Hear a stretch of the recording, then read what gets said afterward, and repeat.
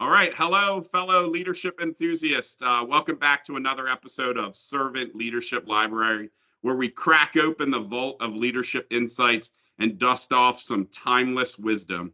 I'm your host, Nicholas Paulukow, and today we have a special treat in line for you. Joining us is none other than the president and CEO of the Lancaster Chamber, Heather Valudes. So grab your favorite reading glasses and get ready to dive into the world of servant leadership with us. Now let's get it started. So Heather Valudes is the president and CEO of the Lancaster Chamber. She has been with the Chamber for 13 years, previously serving as an advocacy director and vice president. She's a lifelong Lancastrian and a Leadership Lancaster graduate and a certified Chamber executive. She appreciates the role that businesses play in creating and thriving in the community and is proud to work with a team of 18 to make an impact each and every day. So the Lancaster Chamber helps to continue the sustainability and prosperity of the Lancaster County business and communities. So welcome today, Heather. We're super excited to have you here, and we're super excited to kind of learn more about you. So could you give us a little bit of an intro about yourself? Yeah, sure. Thanks for having me. I'm excited to be here. Well, as you said, I've been at the Chamber for a while now, and really had the opportunity to kind of grow in this organization, grow in my roles and my leadership development skills through this organization. So very fortunate to have that. And then obviously, as somebody who is a lifelong Lancastrian, I'm really excited to give back to our community in this way too, because I get to serve our business community and the residents of our community, serve a team of people that's here, our members. And so it's just a real joy for me to have that as somebody who loves this community, loves this county, and just wants to do all they can to give back. Oh, that's amazing. The Lancastrian is I travel quite a bit, and nobody can ever say, they say Lancaster. So, the Lancastrian there, I'm going to have to use that a little more often. Everybody thinks that we're Amish when I travel, so I have to help them understand. But I see that you also graduated from the Lancaster Leadership Program. Can you tell us a little bit of what that means? Why is it in the community? What did it help you do as you went through that program? Yeah, so Leadership Lancaster was a great experience for me. For about 40 years, it was actually an affiliate of the Chamber. I went through before I started at the Chamber. So before I came here, I worked for a bank, and I had gone through quite a few mergers with the bank. I worked there all through college and then for a couple years beyond.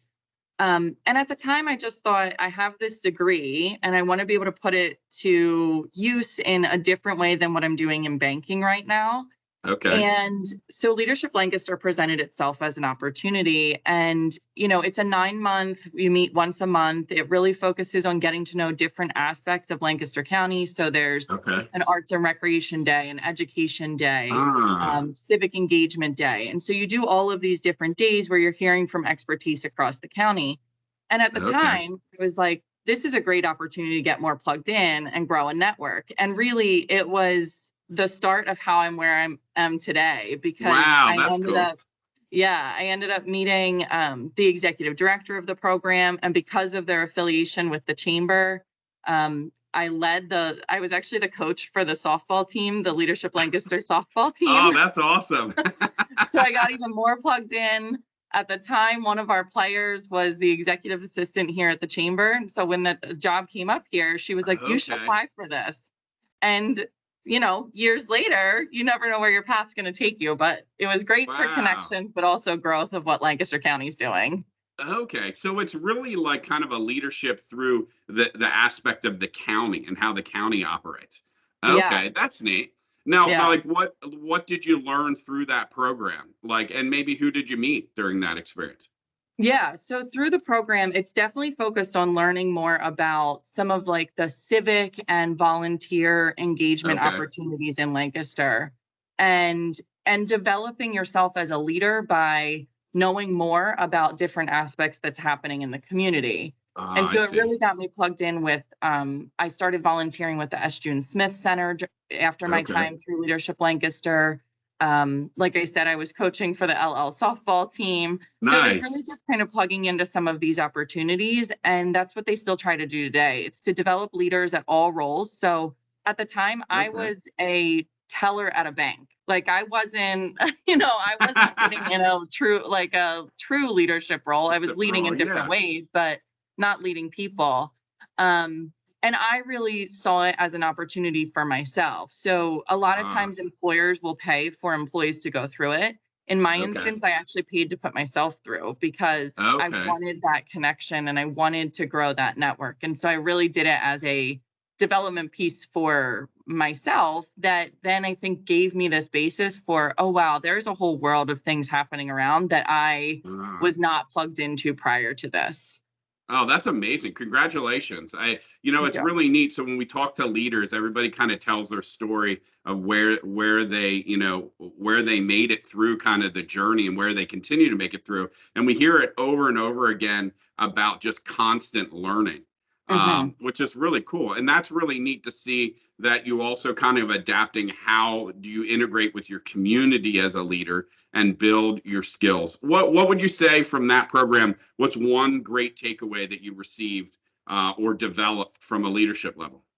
I really do think it's the importance of knowing what's happening around you. You don't have to know everything that's happening around you, but kind of having a sense of the things that are important in the world that you're living in and navigating in.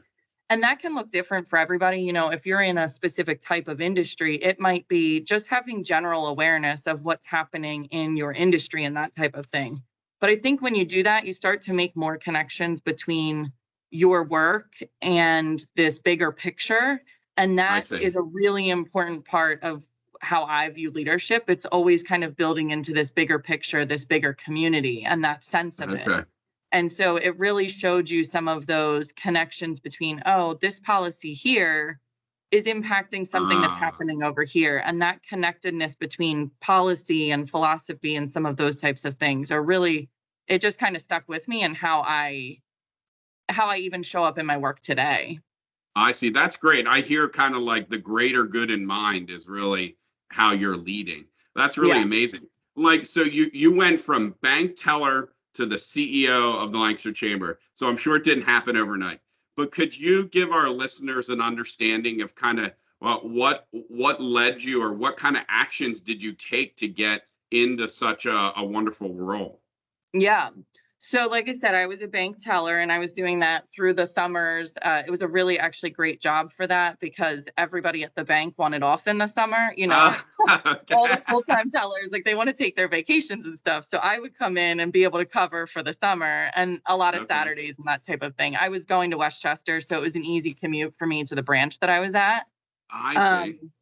And so I did that for a while. And then I went back to school for my master's degree in administration with a focus on nonprofit. And so while I was doing that, I continued to work at the bank full time. And what was wonderful about that was, banks do operate in pretty standardized hours. So I was able to kind of do my job. I was in back office at that point, but I was able to do my job and then go and do my school at night. And so I went through that program fairly quickly.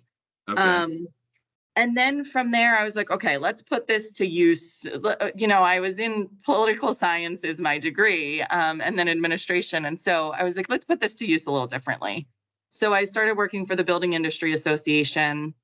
I did government affairs for them for about a year, but I was really focused on policies affecting primarily residential construction issues. I see. Yeah. And so then it just got to a point where it was, let's think about how you might expand that out. Now, I had only been in the job a year, so I actually wasn't thinking that much about that. This was when I was friends with somebody through LL, and a job came up with the chamber for advocacy. And she was like, you really need to go for it. And at the time, I think they wanted somebody with 8 to 10 years of experience. Oh, wow. Okay. And I was like, there's no way I'm getting this job. But I went for it because I did have a lot of connections into politics in Lancaster County. I had done an internship through college that got me really connected with elected officials. And so from that, then I did get the role at the chamber. And then it's just been this kind of growth and advancement. I mean, I really did start on as advocacy director, really doing just public policy work and advocacy work. And that just grew over time because I had an interest in kind of the larger set of work that we were doing. And so I've had opportunities to develop that. And then when my predecessor, Tom, retired, I had worked with him for a long time and learned so much from him. But when he announced he was retiring, it felt like I was at a natural point to say, this is something I think I can go for and support our organization and our community. And so here we are today. So I hear that I hear kind of your leadership journey's been filled with a lot of leaning in, right? Like taking the risk and just going for it and trying to, see how you can advance through some of that risk taking. I think that's amazing. So congratulations. And then we're really happy to have you as, taking care of Lancaster County through the chamber. So thank you. Thank you. I appreciate that. So let's talk about servant leadership a little bit. What would you define servant leadership to be in your words? Yeah, so I think servant leadership for me is really this responsibility to other people. That's so much of what I think of when I think of the servant leadership. It's so much less about myself as an individual leader, but it's really in developing those skills in others, putting energy into where they're at and how they want to develop and grow. Being available. I mean, that's a huge part of it to me, is not kind of shying away from some of the tough stuff, but again, maybe this like leaning into it concept a little bit. And I've just seen other leaders do it really, really well. And so when you get to see examples of it, you get to see how other people are showing up for their teams and for their missions and all of that type of thing. It starts to instill something in you that's like, oh, that's how I want to be as a leader for other people, because that's how I like being led, or that's what I like seeing in other leaders. So just kind of that availability, that putting yourself into others and helping them, really empowering others to do what they're best at. Those are kind of key tenets for me. I love that. I love that. It seems kind of a common theme with really great leaders, right? And we have a core value at our organization called We Before Me, right? It's about the greater good in mind outside of the individual success. Although we want to individually succeed, the greater good should be kept in mind. And I hear that from you, right? Like you did a couple key things that I think is pretty amazing, right? You led, by leaning into kind of that uncomfortableness, but then you're emulating people that really fit, it seems like, your values and how you want to lead, which I think is really important. Many times that we talk to people are people that are trying to move up into leadership. They think it's about this individual success, and they really struggle and don't understand what it means to emulate, or what it means to, give up kind of your individual success for the greater good of the team. So I think that's amazing. And I think it's really neat to kind of learn from other people. Is there one person that you feel that you really received, some great leadership from that you could share? Yeah, so I don't know how she'll feel about it, but a person that just sticks out in my mind and that you should totally talk to for this podcast is Michelle Runninelli with Kitchen Kettle Village. Okay.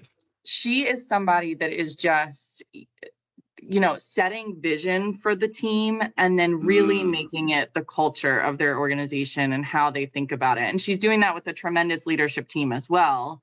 And they have a family business, obviously, with a long history of doing this as well.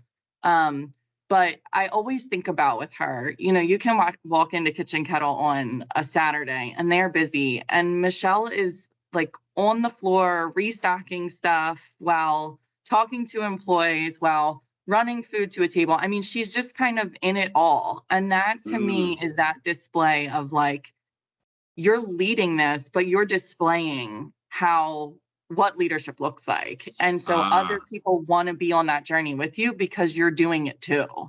And so I would say Michelle is a great example. I really love that too. And you said a key word of a leader, right? Setting vision. And that is really amazing, right? When you can get everybody around the idea or the vision of what you're trying to achieve. and you can sell it down or get everybody energized to understand, how to move in that same direction. My oldest son is a crew member at Temple University. And I learned so much just even through my children, right? All the years of leadership and training and everything. And the one thing he said to me is he said, listen, there's 8 people in this boat. And if one of us makes one small direction or change, the whole boat flips. And I was like, wow, that's pretty amazing, right? So it's like when we're leading a team, that it could be just one person that's just not rowing in the same direction that really could impact that vision. I think that's amazing. And I think the second thing that you said about emulating is kind of doing the do, right? Like just don't say it, but actually do it. And I think you see kind of that in a lot of workforces, that people are like, well, I'm the manager, so I don't do anything. I just tell you what to do, which sometimes we might define as, we run a system called EOS, and they would define that to be a bad boss, right? Because you should lead by example, right? Right. Well, that's excellent. Thank you for sharing that. What do you think so many leaders get wrong? So we're talking about all these great leaders. What do you think, and wrong is not necessarily a negative thing, but what do you think that many people get wrong when they're trying to get through their leadership journey or trying to understand? I hear many times from people saying, well, I've been doing this in my career so long that I think I should just be the leader because I've put so much time in. And that scares me sometimes, because not everybody necessarily needs to be a leader. You're kind of, so tell me kind of some things that you've also learned on the adverse side of not to repeat from a leadership standpoint. Yeah, it's interesting because I do think you learn so much from that side of it too. You either see it as something that you're going to kind of figure out how you make yourself thrive through it. And then kind of think about what does it mean for how you want to show up and be a leader. I think one of the biggest things for me that I really focus on with our team is knowing their style, knowing their work style, knowing how they receive information. And putting a lot of intentionality into thinking through that as I think about what their next step might be, or how they might respond to a situation, or just how they process information while you're sitting in a meeting. I think it's really important to know your team as well as you can and not expect them to necessarily flex to your style, but to understand their style and lean in and appreciate that. We do a lot of work here with the Enneagram, and there's a billion tools that people use and whatever, but it really has been insightful for our team. We all took it at the same time. And then as new people come on, they take it as well. And it just starts to give you a baseline for, it's not going to be the end all be all. It doesn't tell you everything about a person, but it does tell you some information, and it can be really helpful as you get to know that person then, because I think where leaders struggle specifically in managing teams is in that piece of trying to have people work into their style, and that inflexibility and that inability to kind of adapt with what their needs may be. And look, I'm managing 18 people, so it's a bit easier based on size. I'm not running some multi-hundred employee business, and I can appreciate that. But I think the people that you're working the most closely with, really trying to get an understanding of them, because in the absence of that, that's where I just start to see you start to see those issues pop up, where people start to get little resentments, or they don't feel heard, or it makes it more challenging for them to feel like they're contributing. All of those types of things come from just a baseline interest and understanding of your team. That's some key things that I heard from you. You're saying, keen interest, that it's about getting to know your team, kind of building trust, right? I think that's amazing. And that you're intentionally trying to learn who they are and how they operate.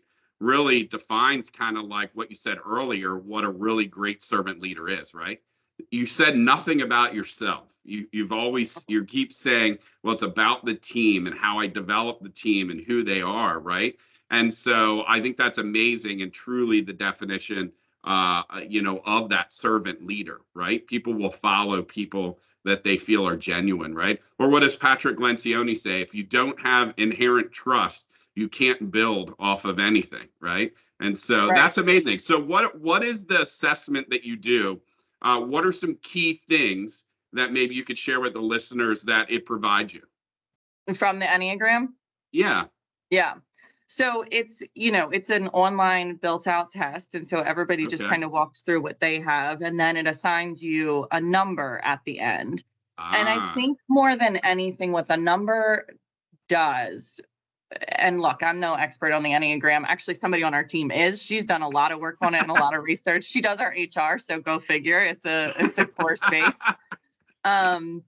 But I think what it really has helped me to understand is a bit about what is motivating an individual. So it shows you a sense of what are kind of some of the key motivators for some of them. For some of them, it's really they want safety for those around them, and they want process. For other people, it's that they are going to have more of a kind of lean in mindset. For other people, it's that they're non-confrontational, but you learn a lot from that, right? Just knowing kind of that one piece of what motivates them in that way. For somebody like that, they're not going to be interested in, or it doesn't come easy to them to do anything that feels confrontational. And that can be really little things, but that then starts to change your mindset about how you approach that person as an employee and how you develop them, because sometimes confrontation isn't bad. It's got a really negative connotation, but there are just times where there's an issue that needs addressed and you move on from it. And different styles will take that as I'm hurt by this, but that person may be talking to somebody with a totally different style who's like, yep, that's just the day to day. We keep it moving then. So knowing some of that nuancing of what motivates them, what are some of their fear spaces, that type of thing, gives you a lot of insight into how their brain is kind of thinking through different issues. I love it. We have an example. We use also a system called Colby, and Colby adds on top of what you're saying by how you take action. And so, which is really cool. It's a really neat tool. But what it helped me identify from the team that I lead is I have what's called a high quick start. I digest information and I execute quickly. Whereas in my role, that might be really great. However, I don't want a high quick start in accounting, right? And so it also helped us understand, do we have the right people in the right seat relevant to how they take action?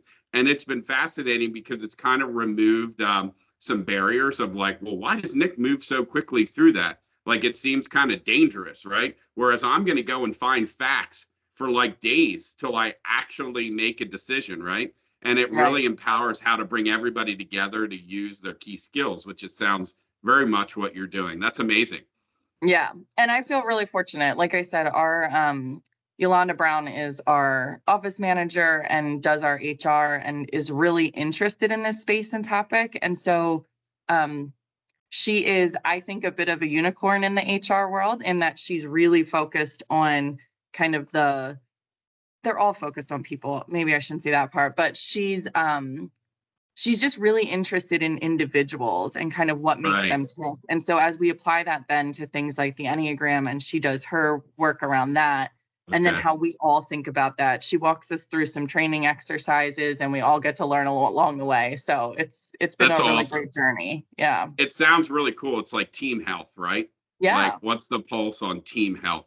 And I think that's a really important. Many times that as you talk, or I'm part of a group called Vistage, which is a CEO group, which is really great to get together with others, but you can see the team health and their dynamic of how they lead.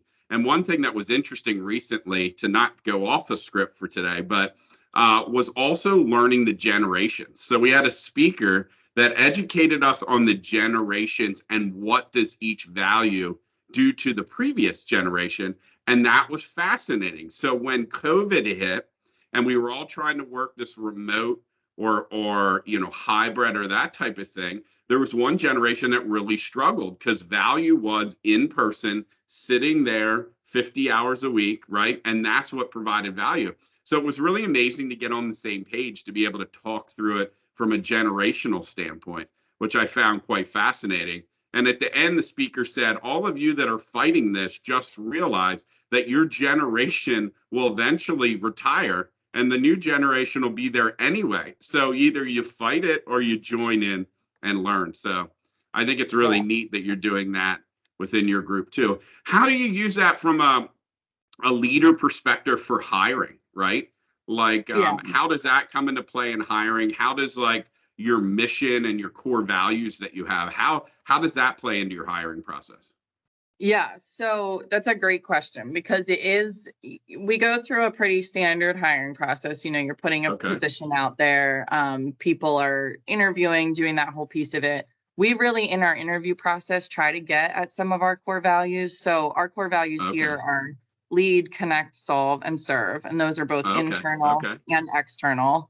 And then we have kind of two principles that we've been leaning into, and those are grit and grace. And so how do you marry those two concepts? So we try to dive into people with that a little bit, like give us an example of when you displayed grit in the workplace or things like that.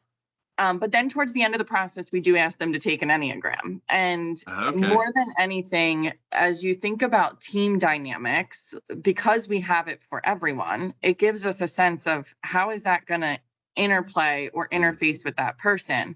And then there's times where you can say, okay, let's do another interview with them, knowing that piece of things. Like, let's try to hone in a little bit on some of the characteristics that we know show up and how they work through them. So it just gives you another tool. There's other times where it's like, oh, that's what we would have expected for that type of a role, you know. Some people, specifically, I would say in some of like the data world and that kind of thing, they tend to like cluster to a set of numbers. So you might be like, I kind of expected that one.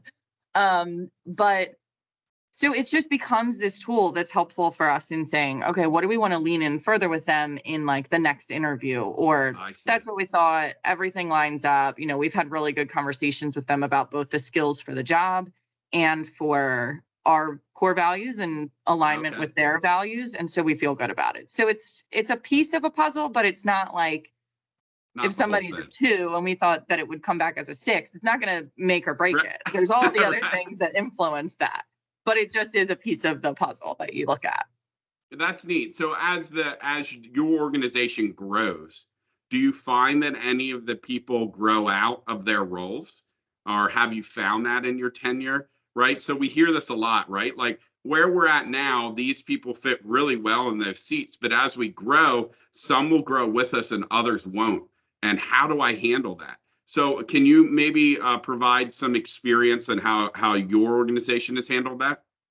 Yeah. So it's interesting because I think that's one of the harder things to navigate as a leader is the recognition of where you see somebody in the organization and where they might see themselves in the organization and navigating that transition. And as leaders, we have a responsibility to obviously look at the strengths and talents of people, as well as where there might be growth areas and needs for improvement. And sometimes it's easier to have that conversation with others, you know, to say, I see you kind of continuously struggling in this space. And so how do we think about that as your role evolves or not?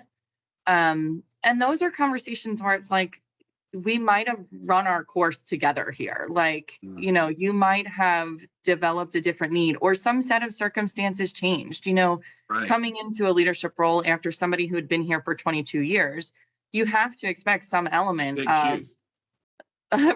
Big shoes. and everybody knew, you know, his work style and that type of thing. And so you have to expect some element of, you might not always be the person that lands for someone, and and you still have to be able to work through that. And so how do you either kind of develop that within what's your role, where's your skills, how do we apply them best in this organization, and do we have somebody else or some other process that can, you know, fill in for where there may be a shortfall now, or you have to say, we need to have a tough conversation. And it's definitely been something that I've learned quickly, and that I think can be really intimidating, and that it takes a lot of mental energy to work through those things. But I do think they're really important for the health of organizations and teams overall. Yeah, that's well said. And it is very difficult, right? I mean, because we care, but we also have a responsibility to the organization to care about the whole team health too. So that's amazing. That's well said. There's also a resource called Crucial Conversations. There's a book about it, and they also have workshops. And one thing I thought was really insightful, right? And it's nothing like going to blow your mind, but many of us kind of like buffer a bad conversation. Well, we're here. You're a wonderful person. Let's have it. And their whole concept is, listen, sit down and get to it. We're here today to talk about X, and then get into the rest of the conversation, which seems very simple, but many times we lean forward with, the care about the person, which we should, but many times they get confused by the time we get done rambling potentially about the concept. So I think that's well said, and navigating. The sandwich. I think Adam Grant recently talked about this. So many of us were taught the concept of sandwich your feedback. Yeah. But you really got to remove the sandwich sometimes, because it's not actually beneficial to the individual or to the conversation you're trying to have. That is well said. That's well said. So tell us a little bit, now that you're in the role that you're in, what things have you done? You talked about a speaker, Adam Grant, who many of us follow online, right? And gives us great inspirational feedback. Who do you follow today? Like, what tools do you utilize, or who do you work with to kind of gain additional leadership skills for yourself? Yeah, so I do follow quite a few people on the Instagram that are putting out, interesting content, that type of thing. A lot of them are people we've had as past speakers. Yeah. And so it's just helpful to kind of see how people are looking at this at a really macro level. I'm a big Brene Brown fan, so I do follow a lot of her work. And then I think there's just kind of this piece too of, with LinkedIn, I mean, there is a lot of opportunity to really follow along with what's happening around you. Right. One of the exercises we did in kind of late 2023 was to take a look at some of the macro trends impacting business. And then we bring those down to kind of our level and say, okay, so let's talk to our business community about them. So we do consortiums in January where we go to different regions of the county, and we put some of these macro trends to the test to say, how do you think these are going to impact you in the next 3 to 5 years? And let's rank them and get some feedback on them. And so that was an interesting exercise to just see kind of what was top of mind for people as it applied to our localized community. So a lot of it is doing these feedback loops to really try to get an understanding of what's impacting in our community, and then how are we going to use that information. And that gives me then insight on, so what do I need to lean into following and listening to and following along with and staying a little more on top of, based on what people might be saying, how these trends match up with what they're working on, kind of thing. That's amazing. So tell us one thing that you recently learned through one of those programs that you didn't really know getting into it. That was a surprise to you. Yeah. So one of our 6 high level macro trends, so we had things on there like AI and community responsibility, but one of them was shifting customer preferences. And I thought, for some industries that will really impact more than others. And resoundingly, it came out as one of the top ones that people were saying were impacting their business over the next 3 years. And I was totally intrigued by that, because I think oftentimes we think of customer as that front-facing, more like a retail restaurant, that customer that's coming up. Right. But what I found through this exercise was, and intuitively we all know this, everybody has a customer that they're serving to. That's right. And the trends of everybody's customers and their expectations, or what information they want to see from the businesses they're working with, all of that is shifting across the board. And so it was just a really insightful moment to say, everybody's thinking about that piece of their end deliverable, who their customer is, and what's the process that they're attaching to that along the way. I love that. That's amazing. So in our world, we gather a lot of that data as well. And that's fascinating to hear, right? Because in certain areas relevant also to the economics that is happening, you see people are driving differently, right? So when things are going really great and people and the economy is flushed and things are happening, they don't scrutinize as much, we found, the customer service experience, right? They know what they need and they're going to go get it. And then we found some businesses or even our vendors had gotten lazy to that. And now when trends change and we starting to scrutinize and kind of refine our processes, we really find that we want to be partnered with people that want to be partnered with us and not just a transaction. So that's amazing. I really like that. That's neat. Yeah. It was an interesting learning for us. So we've been honing in on that a little bit, and then we continue to refine what we put out for the business community based on some of those learnings as well. That's awesome. So you have a unique position that's a little different than the guests that I've had before, right? So some report to boards and some have their employees and their people they lead, but you kind of you have your team, and then you kind of also have the community at large of the people. And I love the word that you use, serve, right? Like you're serving them. And so how do you balance the need to manage your team, but also the need or the pressures potentially of the community? Because the community probably is vastly different in their thinking and whatnot. How do you work through that? It is the most interesting task that I am tasked with.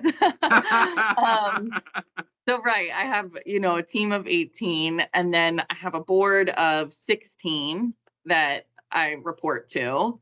And obviously we have lots of volunteers and advisory groups along the way. And then I have almost 1,400 business members in Lancaster County that are members of the chamber and that we have a responsibility to. And so it is a continuous navigation of that.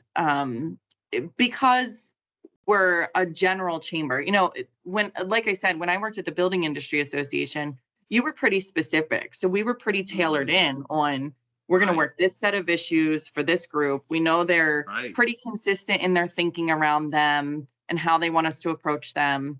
You don't have that same luxury when you're doing this for 1,400 businesses, and it's in the most general sense of the word business. You really have to be tracking along, following, getting feedback. We're still always going to put a lens to that focuses on the health of business, because for us, a thriving business community is how you have a thriving community. So there's always going to be this lens to ensure that we are creating a business environment and creating connections within business.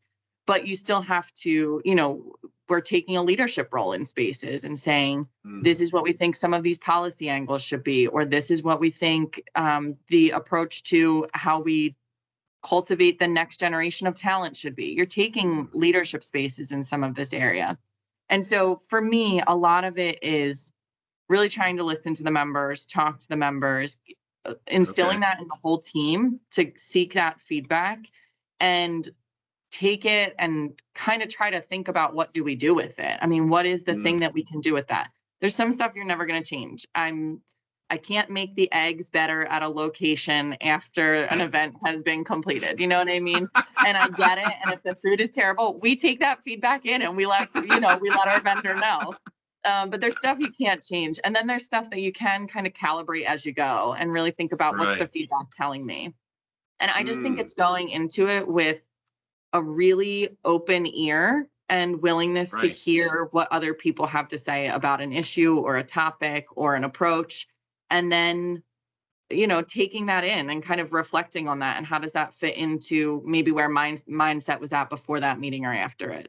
So it's just a curiosity to know what's getting people where they're at, and then how does that marry up with where I'm at in that moment.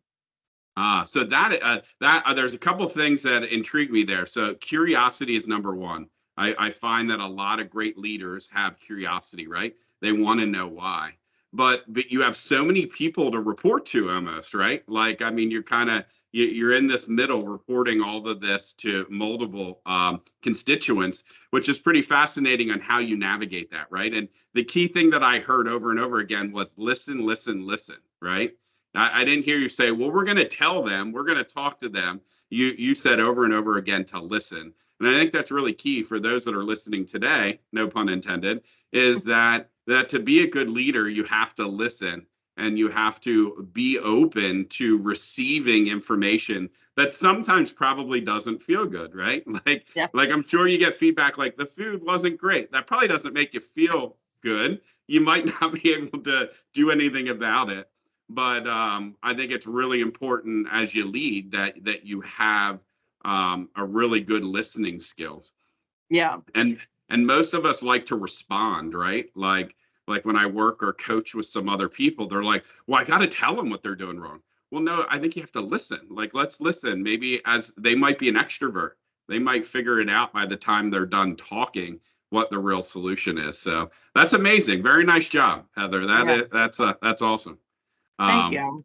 Yeah. And I think listening is just key to, again, it's a little bit back to what's motivating somebody and where are they at on something, if there's an issue that somebody doesn't agree with us on, or they think we should be focused in a different area. I mean, there's lots of spaces where, to your point, we're trying to kind of set tone as well, like follow trend and set tone for here's things businesses should be thinking about. So you have to be a little leading edge on that, while also doing that with a dose of the feedback that comes along the way. And what's that really look like within our community?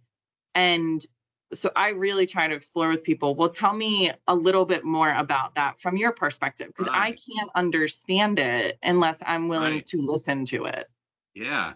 I think that's great, right? You're able to receive the feedback, but look at it in different perspectives. Mm-hmm. Yeah, that's amazing. And I think that's really cool, though. So you're kind of, your vision for yourself and the organization, you're almost selling to the broad. Like, I mean, to your members, to your board has to buy into that vision, and then your staff has to. That's one heck of a task. So you do a lot of work to make sure that stays balanced, I'm sure.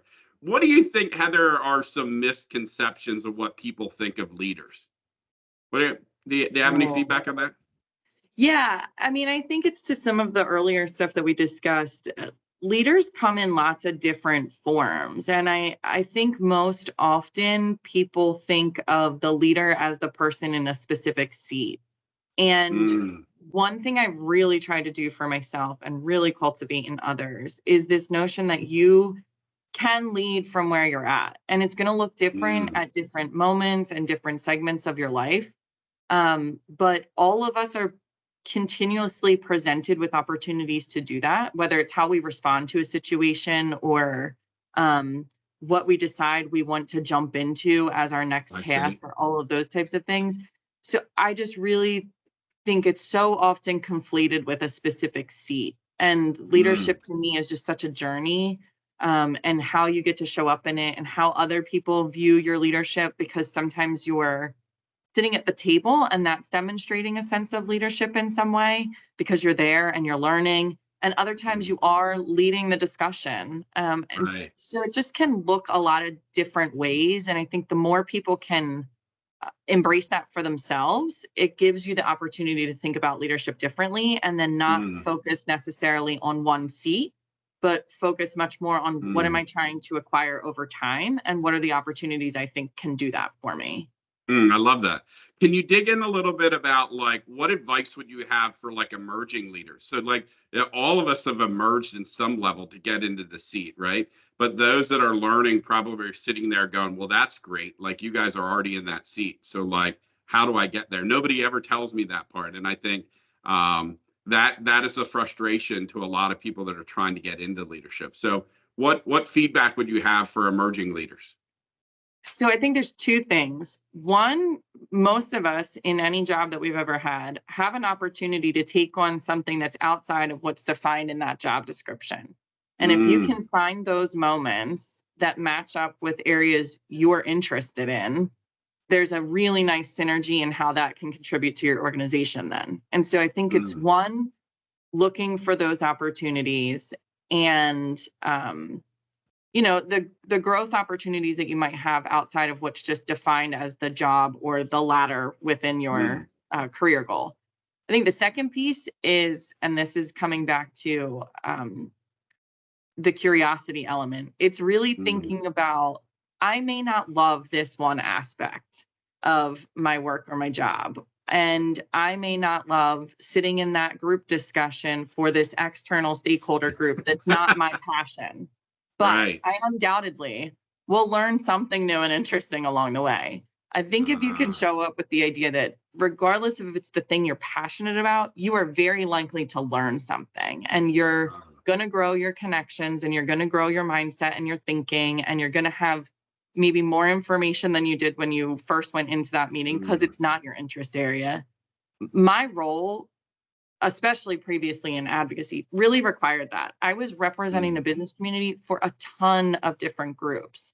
And those were housing and ag and technical transportation issues and airport issues. And all of those are not my passions. But but I feel like I learned a lot. And so I have a more genuine interest now in those spaces because I put myself into it with a mindset of like learning and just a curiosity about it than I don't really feel like being here and I don't really feel like doing this mindset. Those just position you really differently in those conversations. I love that. So like go beyond the status quo of what's considered and then constantly be curious. I love that. Yeah. Yeah, everybody that is curious seems to learn something. And then if you're using the technique you told us earlier about shadowing or seeing someone that's doing it, right, then you can kind of emulate them from what you learned. I think that's great.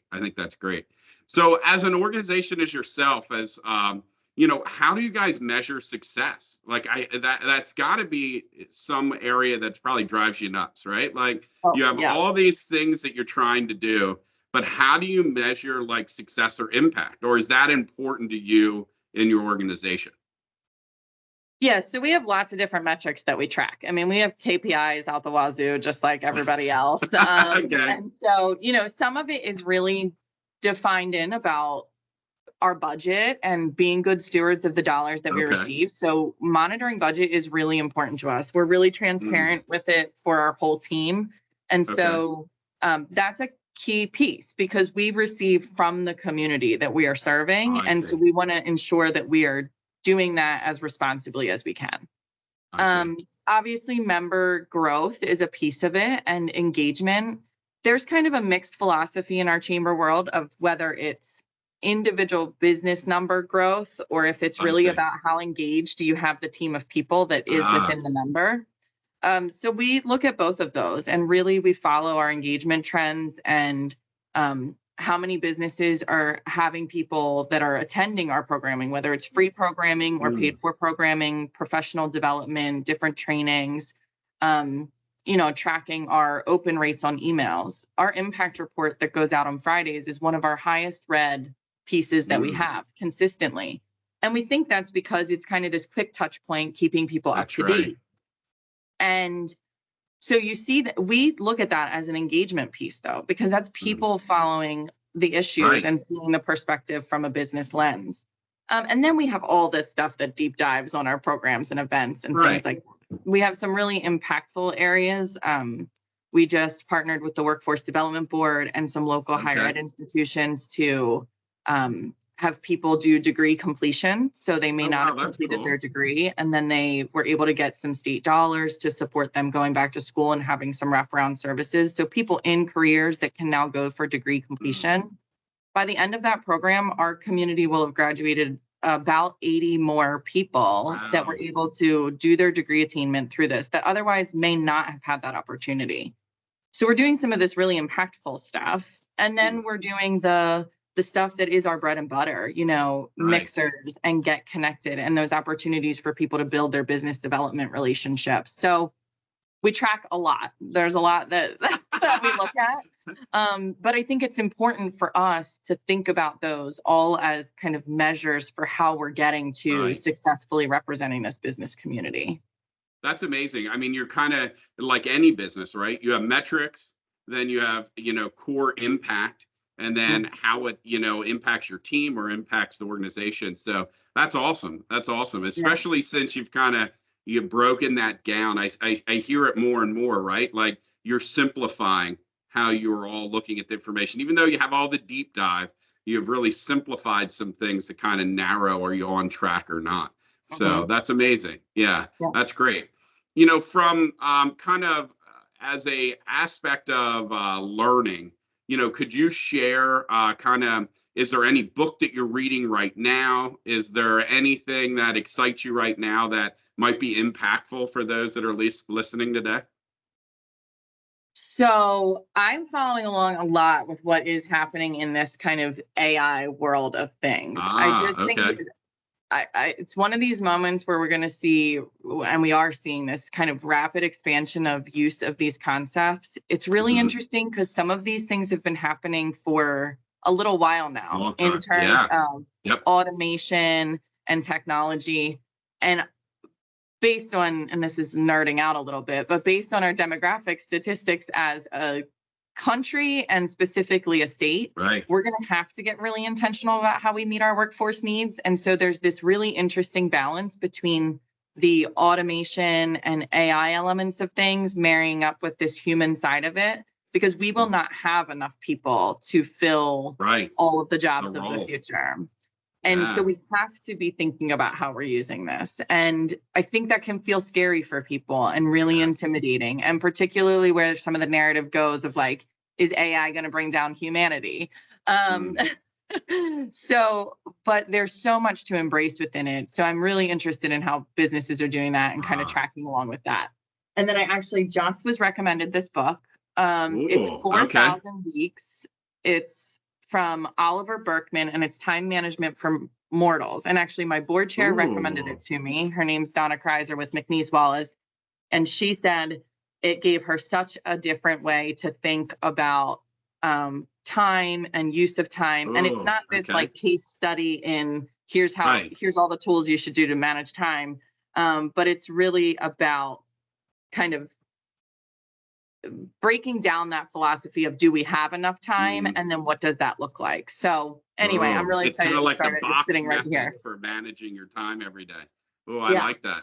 There's a really cool one to add to that after you're done. So when you evaluate time, there's another book by that's called Who Not How, and it basically says to have freedom to do what you love to do, find a who, don't ask how. So when you're in a meeting and you're saying, hey, how are we going to get this done? It's the wrong question. Who is going to do it? When in turn, it may not be someone on your team. It might be someone that is a third party. Has really changed my dynamic from reading that.